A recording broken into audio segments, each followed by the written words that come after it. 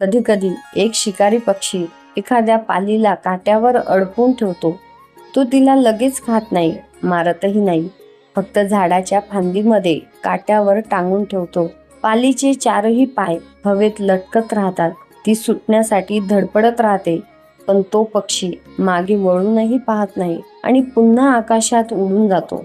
ती पाल लगेच मरत नाही, तिला फक्त स्टोअर करून ठेवले जाते. काट्यावर अडकलेला शिकार आता त्याच्यासाठी आकर्षण राहत नाही, तो फक्त एक सुरक्षित साठा बनतो, जेणेकरून तो आपली भूक आणि ताकद नव्या, ताज्या आणि धावणाऱ्या शिकारासाठी राखून ठेवू शकेल. हळूहळू वाऱ्यात सुकत जाणाऱ्या त्या पालीची सर्वात मोठी शोकांतिका तिचा मृत्यू नसतो, तर तिच्याकडे होणारं दुर्लक्ष असतं.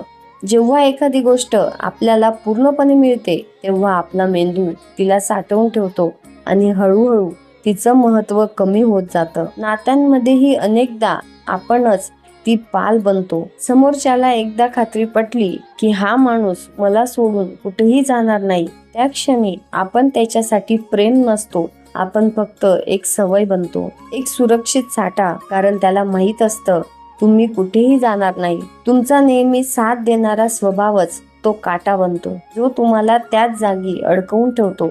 म्हणून त्या सुकलेल्या पालीसारखे बनू नका, स्वतःच तो काटा काढून टाका. मानवी स्वभाव विचित्र आहे. ज्याला पूर्णपणे मिळत नाही त्याच्याच मागे तो जास्त धावतो.